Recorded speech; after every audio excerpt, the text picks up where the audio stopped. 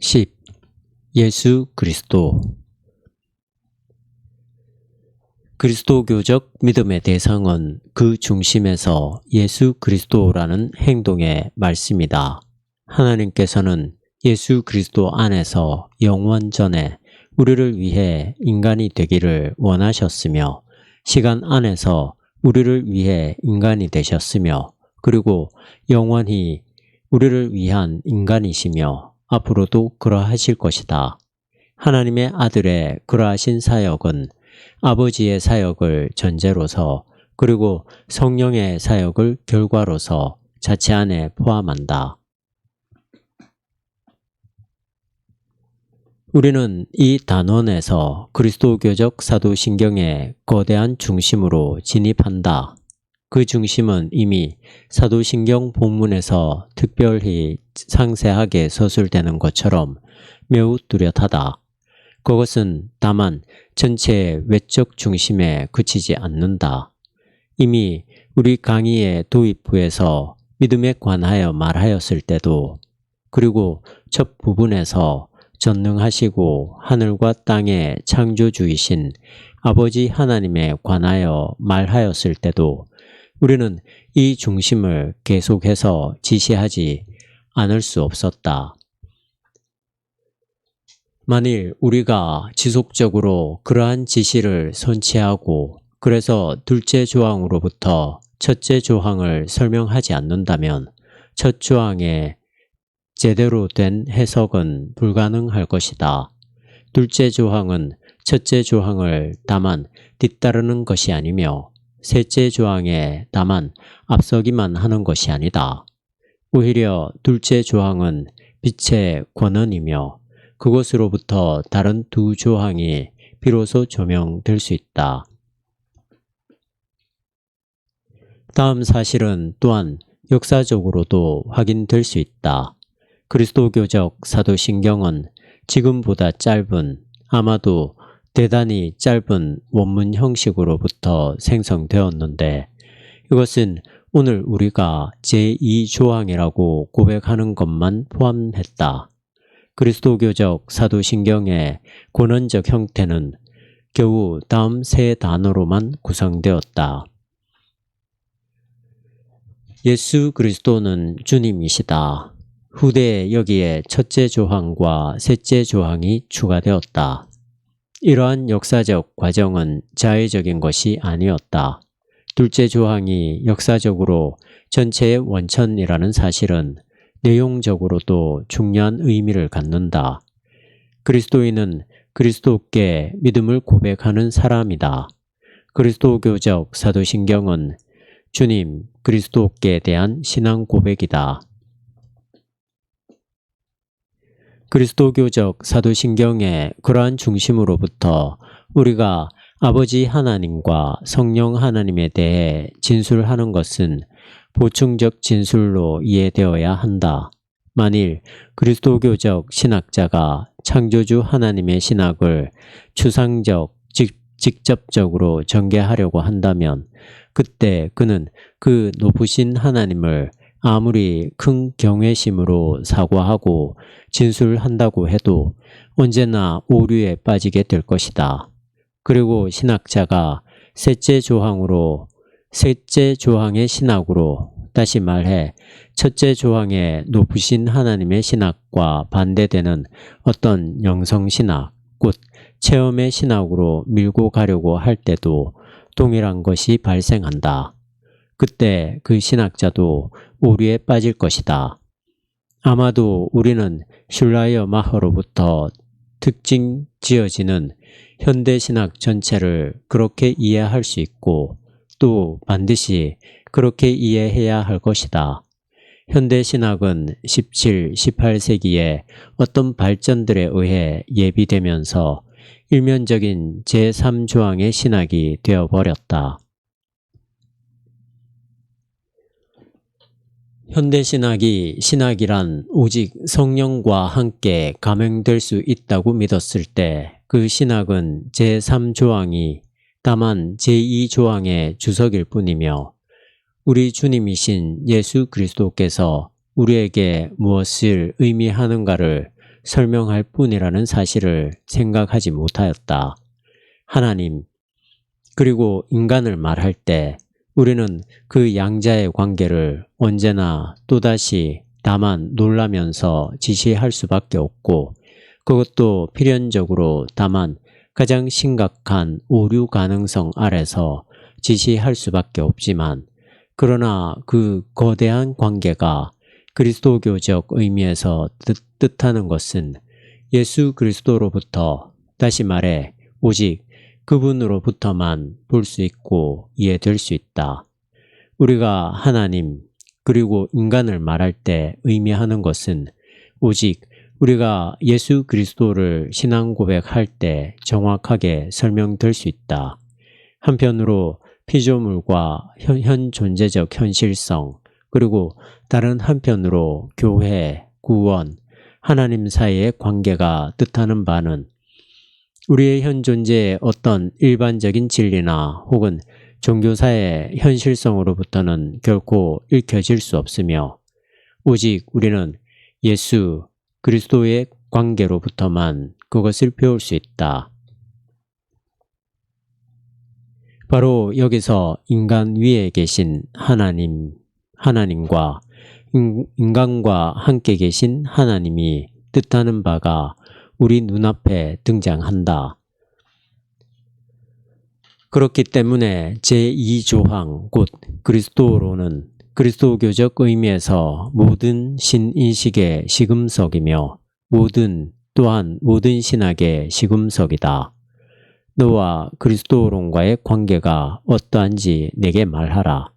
그러면 나는 내가 누구인지 말해주겠다. 여기서 그리스도론에서 신학과 철학의 길이 갈라지며 양자의 관계가 결정된다.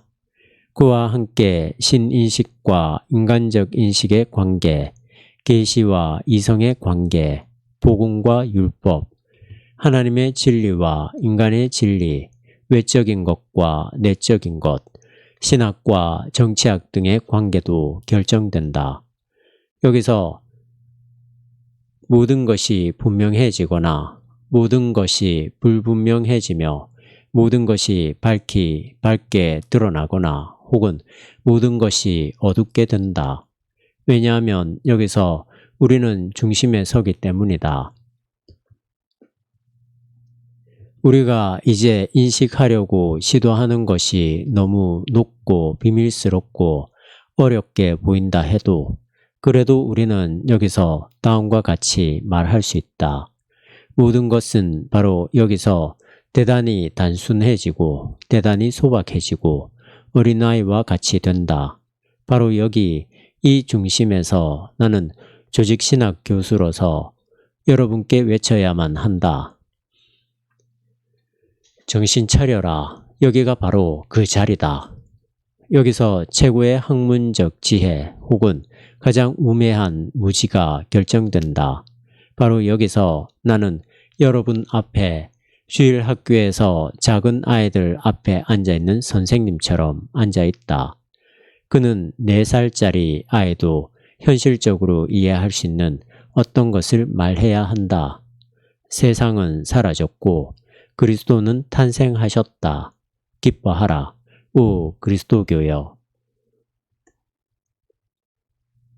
바로 이 중심이 행동의 말씀 혹은 말씀의 행동이다. 나는 여러분에게 다음을 분명히 하고 싶다. 그리스도교적 믿음의 이 중심에서는 우리 모두에게 대단히 친숙한 말씀과 사역 혹은 앙과 삶의 대립이 더 이상 의미가 없다. 오히려 말씀, 곧 로고스는 또한 사역이며 말함은 또한 행함이다. 하나님 그리고 우리의 믿음의 중심이 문제되는 곳에서 우리에게는 흥미롭고 중요하게 보이는 그러한 구분들은 불필요할 뿐만 아니라 더 나아가 어리석은 일이 된다. 여기서 등장하는 것은 현실적인 것의 진리 혹은 진리의 현실성이다. 하나님께서 말씀하고 하나님께서 행동하고 하나님께서 중심에 서 계신다. 여기서 문제가 되는 말씀 그 자체는 행동이며 그 행동은 그 자체가 말씀인 행동으로서 계시이다. 우리가 예수 그리스도의 이름을 밖으로 말할 때 우리는 어떤 이념에 관하여 말하는 것이 아니다. 예수 그리스도의 이름은 더 높은 것을 안으로 들여다 볼 수 있는 어떤 투명한 껍데기가 아니다. 여기서 플라톤주의를 위한 공간은 허락되지 않는다. 문제가 되는 것은 그 이름 자체이며 바로 그 칭호이며 더 나아가 그 인격이다.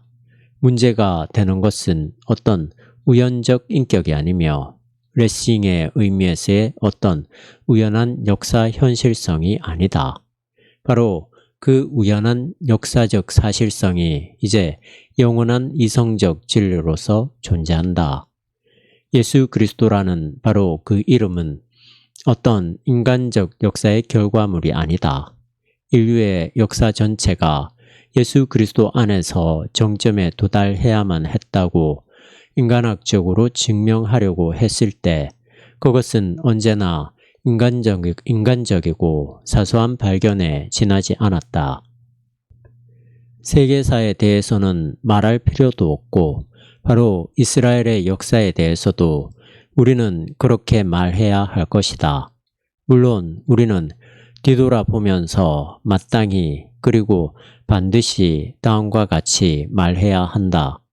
여기서 예수 그리스도에서 역사는 성취되었다.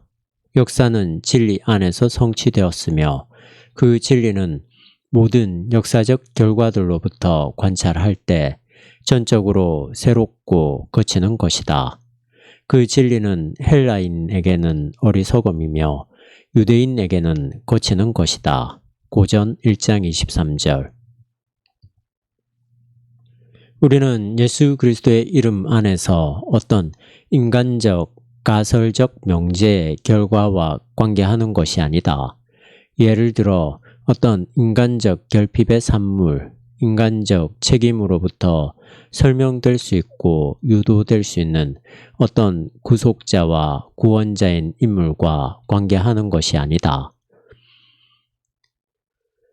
인간은 자신이 죄인이라는 사실도 자기 자신으로부터는 알 수가 없다. 그것은 오직 예수 그리스도를 알게 된 결과다. 그분의 빛 안에서 우리는 빛을 보며 그 빛 안에서 우리의 고유한 어둠을 본다. 예수 그리스도의 암 안에 그리스도교적 의미에서 알미라고 말할 가치가 있는 모든 것이 살아있다.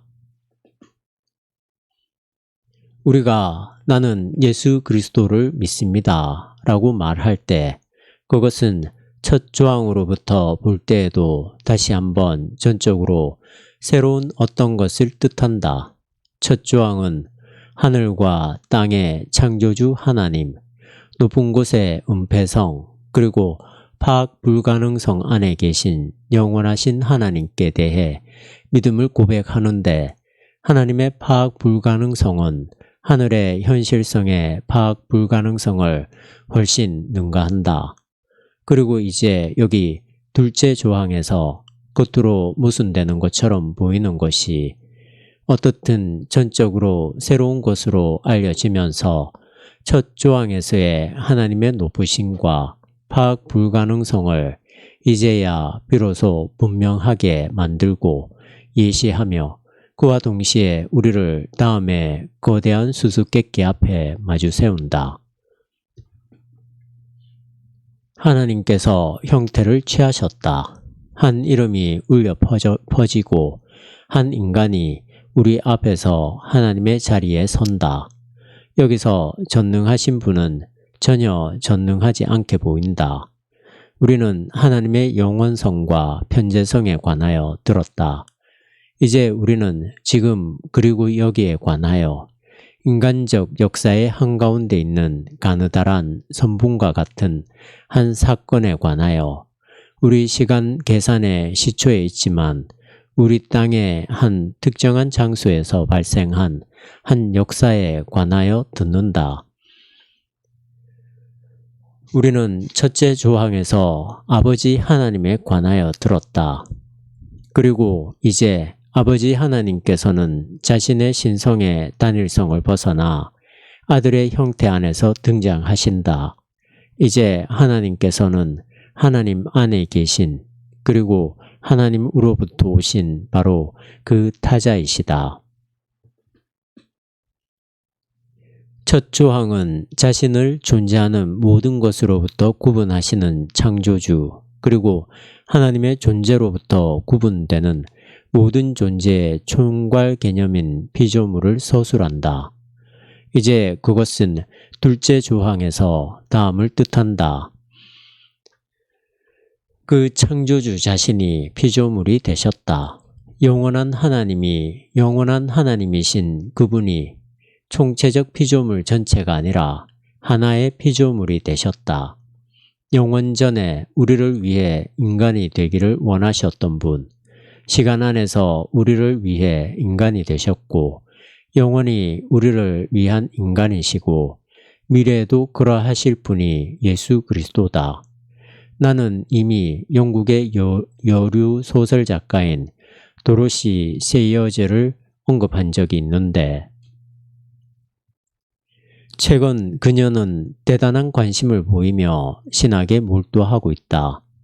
한 소논문 안에서 그녀는 하나님이 인간이 되셨다는 소식이 얼마나 놀랍고 낯설고 흥미로운 소식인지를 주목하게 만들었다.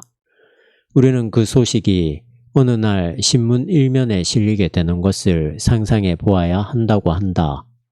그것은 사실상 그와 같이 센세이션을 일으키는 사건이며 다른 모든 것보다 더욱 큰 주목을 끄는 사건이다. 바로 그 사건이 그리스도교의 중심점이다. 그것은 무한하게 놀라게 하는 것이며 과거에 결코 존재한 적이 없었던 것이며 그리고 반복될 수 없는 것이다. 하나님 그리고 인간이라는 두 개념에 대해서는 모든 시대에 어떤 조합이 있어 왔다. 성육신의 상상은 신화에도 그리 낯설지 않다. 그러나 그리스도교적 소식을 신화적 상상으로부터 구분하는 것은 다음이다.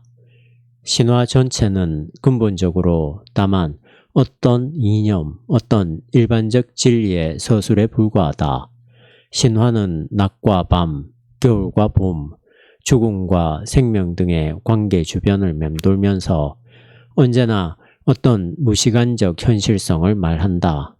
그러나 예수 그리스도의 소식은 그러한 신화와는 아무런 관계가 없으며 그 소식은 다음의 독특한 역사적 개념을 가지고 있으며 그 점에서 신화와는 이미 형식적으로 구분된다. 한 역사적 인간에 대해 그의 실존 안에서 하나님이 인간이 되시는 사건이 발생했으며 그래서 그의 현 존재가 하나님의 현 존재와 동일하다고 말한다. 그러므로 그리스도교적 소식은 철두철미 역사적 소식이다. 오직 영혼과 동시에 시간을, 하나님과 동시에 인간을 함께 볼 수 있을 때 우리는 예수 그리스도라는 이름에 의해 표현되는 것을 이해할 수 있다. 예수 그리스도는 하나님과 인간 사이의 계약의 현실성이다. 오직 우리는 예수 그리스도를 바라볼 때만 첫째 조항의 의미에서 높은 곳에 계신 하나님에 관하여 말할 수 있다. 왜냐하면 우리는 바로 여기서 곧 그 인간의 구체적 형태 안에서 그 하나님과의 계약 관계에 있는 인간이 무엇인지를 배우기 때문이다.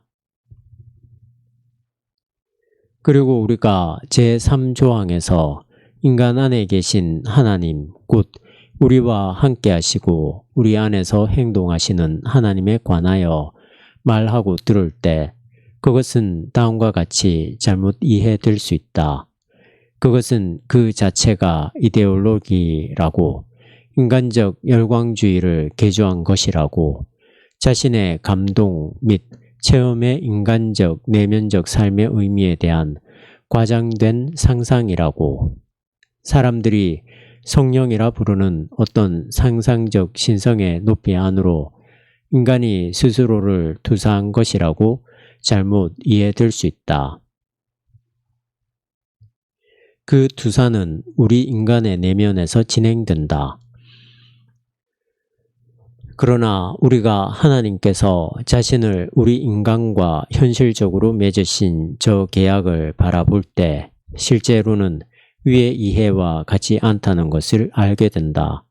높은 곳에 계신 하나님께서 낮은 곳에 있는 우리 인간에게 참으로 가까이 계신다. 하나님께서 현재하신다. 하나님과 인간 사이의 그 계약을 바라볼 때 우리는 성령의 현실성에 대해 말하기를 감행할 수 있다. 그 계약 안에서 하나님께서는 인간이 되셨고 그 한 분 안에서 모든 다른 인간들에 대한 모범이 되셨다. 하나님께서 너 인간의 유익을 위해 인간이 되셨다. 구유에 놓인 하나님의 아기, 그분은 너의 피와 결합하셨다. 이러한 성탄의 진리를 나는 세 가지 요점으로 풀어 설명하려고 시도하였다. 우리는 다음의 역사적 현실로부터 출발해야 한다. 시간, 곧 우리의 시간은 한 역사적 중심을 갖고 있다. 그 중심으로부터 시간은 이해될 수 있으며 그 중심으로부터 시간은 그것의 모든 모순 그리고 모든 높음 및 낮음과 함께 하나님과의 관계 안에 있다. 시간의 중심에서 하나님께서 우리를 위해 인간이 되신 사건이 발생하였다. 그 사건의 유일성을 강조하면서 우리는 그것이 우연도 아니었고 다른 사건들 중에 있는 한 역사 사건도 아니었다는 것을 숙고해야 한다. 오히려 그 사건은 하나님께서 영원 전에 의도하셨던 특이한 사건이다. 여기서 둘째 조항은 첫째 조항의 영역으로 되돌아가며 여기서 창조와 구속이 결합된다. 이곳으로부터 다음을 말할 수 있다. 창조와 모든 세계 이전의 영원 안에 계신 하나님의 존재는 시간 안에서 성취되고 계시된 그분의 의지 없이는 생각될 수 없다. 하나님의 영원하신 의지가 그 형태를 취하셨기 때문이다. 영원전, 바로 그 행동과 말씀 안에서 자신의 의지를 계시하신 하나님이 아닌 다른 어떤 하나님은 없다. 여러분은 이것을 사변으로 여겨서는 안 된다. 그리스도의 소식은 어떤 다른 진리들 중에 하나가 아니다. 그것은 특이한 진리다. 하나님을 생각할 때 우리는 반드시 미리 앞서서 예수 그리스도의 이름을 생각해야 한다. 영원히 우리를 위하는 그분이 인간이 되시며 앞으로도 인간이실 것이다. 이것이 하나님과 인간이 하나가 되는 계약의 진리다. 이 진리는 그때 그곳에서 현실이 되었던 역사적 진리이기 때문에 지나가 버리는 진리일 수 없다. 예수 그리스도는 왕이시며 그분의 나라는 끝이 없다. 당신이 모든 시간들 이전에 취하셨던 존재 그대로 당신은 영원히 그렇게 존재하실 것입니다. 그렇게 우리는 하나님과 대면한다. 하나님께서는 우리를 현실적으로 둘러싸며 그것도 예수 그리스도 안에서 모든 측면에서 그렇게 하신다. 여기서 어떤 벗어남이란 없다. 여기서 어떤 무로의 추락도 없다. 예수 그리스도의 이름을 밖으로 말할 때 우리는 오직 하나인 길 위에 있게 된다. 내가 길이요 진리요 생명이다. 요한복음 14장 6절. 이것은 시간을 통과하는 길이며 그 중심에는 그분이 계신다. 이 길은 권한을 가지고 있는데 그것은 어둠 속에 놓여 있지 않다. 이 길은 어둠으로부터 출발하지 않으며 오히려 이 길의 권한은 이 길 자체와 일치한다. 이 길은 마찬가지로 어둡지 않은 저 목적으로 인도한다. 오히려 그 미래는 바로 그 이름 곧 예수 그리스도의 이름을 지니고 나아간다. 그분은 과거에 계셨고 지금 계시고 그리고 오실 분이다. 이것이 둘째 조항의 끝에서 언급된다. 거기로부터 살아있는 자와 죽은 자를 심판하러 오십니다. 그분이 알파와 오메가이며 시초와 종말이다. 그분이 중심이며 또한 길이다. 사도신경의 의미에서 예수 그리스도의 그러한 이름을 밖으로 말할 때 우리는 모든 측면에서 유지되고 더 나아가 고양된다. 그리고 그 모든 것은 우리를 위하여이다. 우리는 이 문제를 억압해서는 안 된다. 그 계약, 그 계시에서 우리 실존에 대한 어떤 흥미롭고 주목할 만한 기적이나 비밀이 문제되는 것은 아니다. 물론 그것도 관계가 되기는 하지만 그러나 우리가 중심 문제를 단순히 지성적 관찰로만 여기려고 한다면 문제의 핵심은 아직 이해되지 않은 셈이다.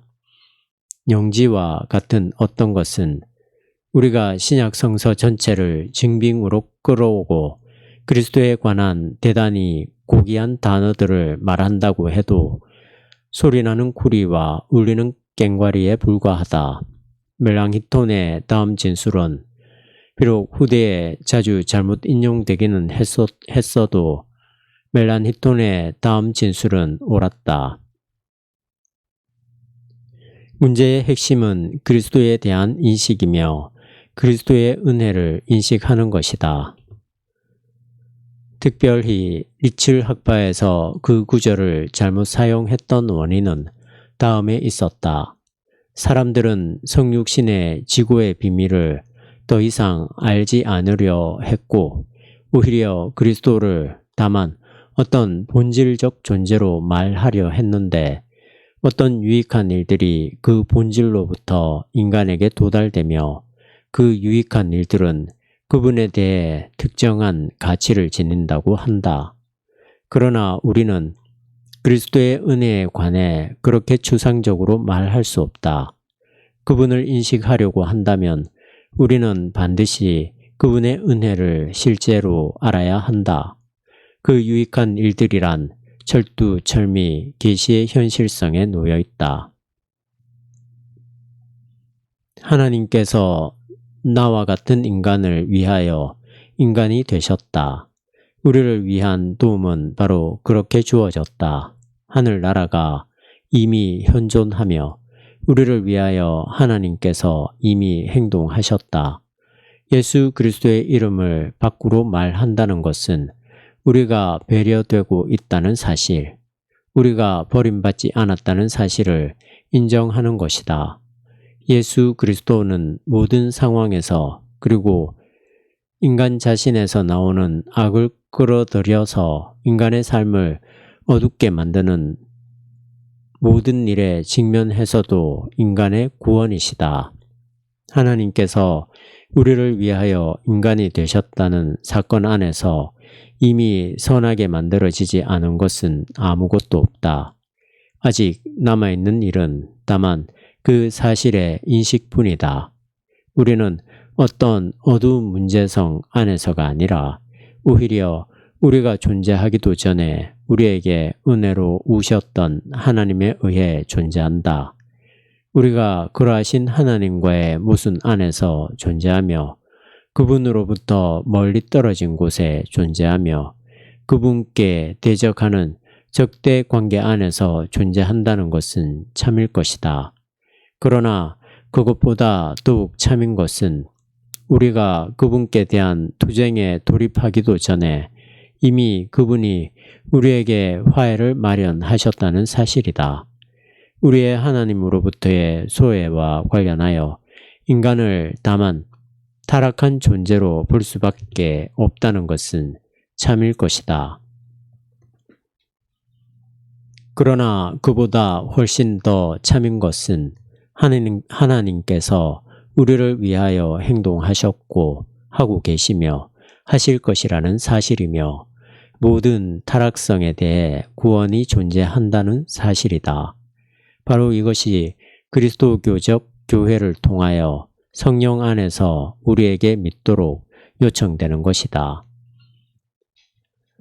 한탄스럽지 않을 수 없고 또 아마도 필연적이고 정당하게 우리를 향해 비난을 제기하는 많은 일들이 있다. 또 많은 탄식과 신음과 또 절망들이 있다. 이 모든 것에는 물론 참된 원인도 있을 것이다. 그러나 그 모든 것은 다음에 의해 다소간의 우연적인 근심들과는 구분된다.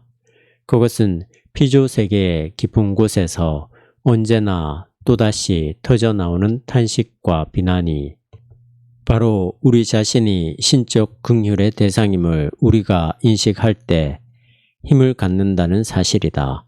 오직 하나님께서 우리를 위해 행하신 사건의 깊이로부터 우리가 비참에 처해 있다는 사실은 분명해질 수 있다. 하나님의 긍휼을 아는 자가 아니라면 누가 인간적 현실의 비참을 알겠는가? 하나님의 아들의 그러한 사역은 아버지의 사역을 전제로 성령의 사역을 결과로 포함한다. 사도신경의 첫째 조항은 말하자면 우리 길의 출발점이며 셋째 조항은 그 목적점이라고 할 수 있다. 그러나 둘째 조항은 길이며 그 길 위에서 우리는 믿음 안에 있게 된다. 그 길로부터 우리는 하나님의 충만하신 행동들을 바라볼 수 있다.